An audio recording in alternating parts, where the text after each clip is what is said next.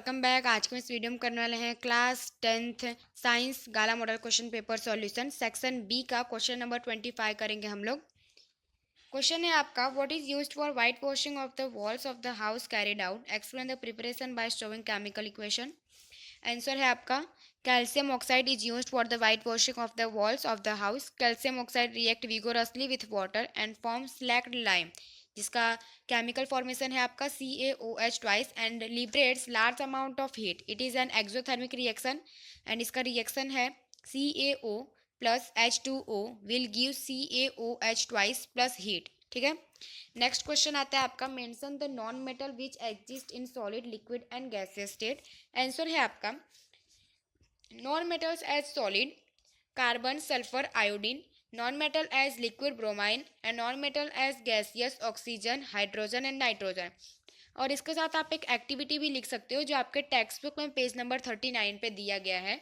To study the properties of non metal, collect the sample of carbon sulfur and iodine, carry out the activity 3.1 and 3.2 4 and 3.6 with these non metals and record your observation।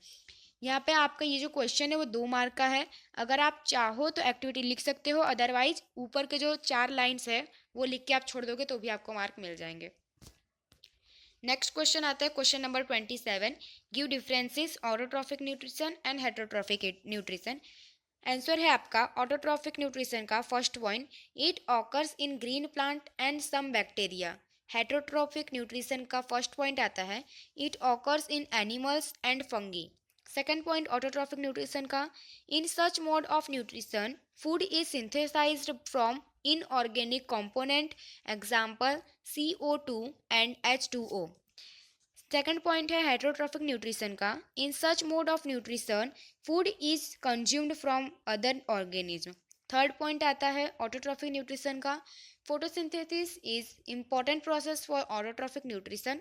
And heterotrophic का third point आता है, food digestion is important for such nutrition. इसी तरह से आपको autotrophic और heterotrophic nutrition का दोनों का डिफरेंस लाइन पाड़ के लिखना है। ठीक है, 3 पॉइंट इनफ है। नेक्स्ट आता है question number 28, give difference between sexual reproduction and asexual reproduction. तो आंसर सबसे पहले मैं इसमें आपको असेक्सुअल रिप्रोडक्शन बताऊंगी, इसके बाद सेक्सुअल रिप्रोडक्शन बताऊंगी। ठीक है, तो फर्स्ट पॉइंट आता है असेक्सुअल रिप्रोडक्शन का, in asexual reproduction a single individual is involved whose certain body part from new individual of the same kind.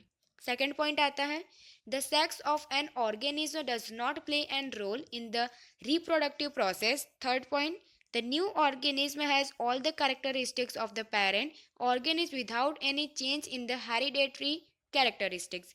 Fourth point आता है, asexual reproduction is of different types such as fission, regeneration, budding, sporulation, fragmentation, etc. Fifth point आता है, with changing environment asexual reproduction is not sufficient to sustain life। ये थे आपके 5 point asexual reproduction के। Next आता है आपका sexual reproduction. First point आता है, in sexual reproduction two gametes of opposite sex fuse to form an fertilized egg that develop into a new individual. Second point, the organisms involved are either bisexual or the two individuals are of opposite sex.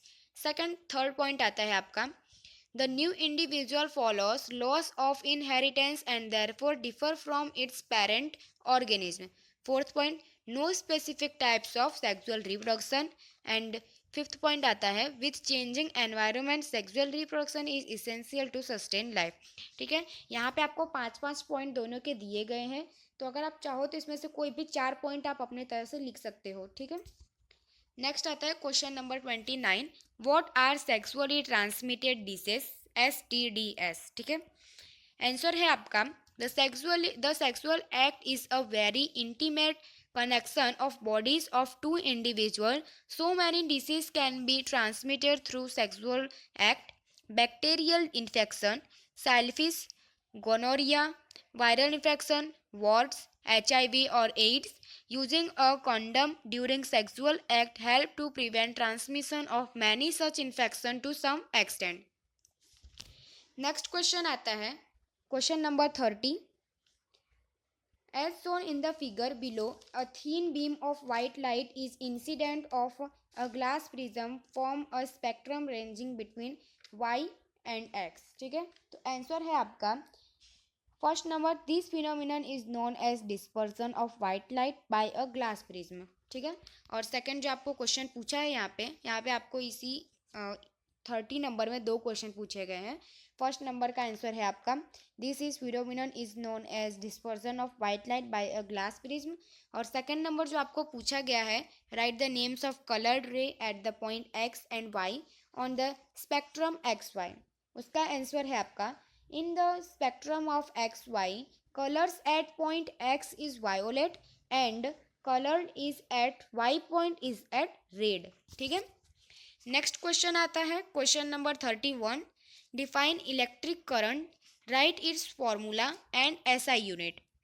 Answer है आपका the electric current is a net amount of electric charge that passes through any cross sectional areas of the conductor in unit time or rate of flow of electric charge in particular direction. यहाँ पे मैंने आपको और में दो define लिखाया है, आप इन दोनों में से कोई भी एक लिख सकते हो. ऐसा unit of electric current is ampere, जिसको डिनोट करते हैं कैपिटल ए से, named after the French scientist Andre Maria Ampere. Formula of electric current का है I equal to q upon t. ठीक है, ये आपका इलेक्ट्रिक करंट का फॉर्मूला है. नेक्स्ट क्वेश्चन आता है question number 32. An electric bulb used in your home has a rating of 100 watt and a refrigerator has a rating of 500 watt. If these devices are operated from 12-hour day, then what would be the expense to run them for 10 days at the rate of ₹8 per kilowatt hour. Answer है total power consumed P equal to 500 watt refrigerator plus 100 watt bulb P equal to 600 watt. Hence total energy consumed in 10 days W equal to P into t upon में 600 watt into 12 hour per day into 10 days. ठीक है, ये आपका formula है W into P into t equal to आपका आ जाएगा 72,000 watt पर हावर. एंड यहाँ पे किलोमीटर पर हावर का आंसर आ जाएगा 72. 1 किलो वॉट पर हावर इक्वल टू होता है आपका 10⁻³ watt hour. Thus the cost of the energy to operate them for 10 days is 72 into ₹8 per kilowatt our equal to हो जाएगा आपका ₹576. ठीक है, नेक्स्ट क्वेश्चन आता है question number 33. Give difference direct current and alternating current. Answer है आपका सबसे पहले डायरेक्ट करंट क्या होता है, तो in first point it flows only in one direction. Second point it is obtained with a cell battery और a DC generator. Third point its production is expensive. Fourth point there is large loss of electric power when it is transmitted over long distance. फिर आता है आपका alternating current का. Its first point its direction is reversed at regular interval of time. Second point it is obtained with an AC generator. Third point its production is comparatively cheaper. And fourth point आता है आपका there is comparatively less loss of electric power when it is transmitted over a long distance. ठीक है, next question आता है question number 34. Carefully observe the given diagram and answer the question related it. यहाँ पे आपको एक diagram दिया है. ठीक है, इससे आपको क्वेश्चन पूछे गए हैं, उसके आंसर देने हैं. क्वेश्चन है आपका first number, give the name of A and mention it's category. इसमें से आपको ये जो आपको दिया गया है उसका आपको नेम मेंशन करना है और उसकी कौन सी कैटेगरी है वो मेंशन करनी है. ठीक है, तो आंसर है आपका ए जो है वो आपका कार्निवरस है और कैटेगरी है उसकी primary consumer and higher carnivorous. ठीक है, नेक्स्ट क्वेश्चन आपको पूछा गया है give the name of B. B का नाम देना है और उसके फंक्शन मेंशन करने हैं. तो बी का जो नाम है वो है डीकम्पोजर, जिसमें बैक्टीरिया और फंगी आते हैं और इसके फंक्शन है कि decompose dead bodies and excretory system, ये एक्सक्रिएटरी सिस्टम और जो डेड बॉडीज होता है उसको डीकम्पोज करता है। नेक्स्ट क्वेश्चन आता है हमारे सामने, question number 35। Give scientific reason it is necessary to prevent the uncontrolled use of pesticides and other chemicals। Answer है आपका, pesticides and other chemicals are used in order to protect the crops from disease or pests। Such chemicals are non-biodegradable। The amount of these chemicals increase in the soil or water bodies due to uncontrolled use of it from soil or water. They enter in the body of plants and then it passes in trophic levels of food chain। They get accumulated progressively at each trophic level as these chemicals are not degradable।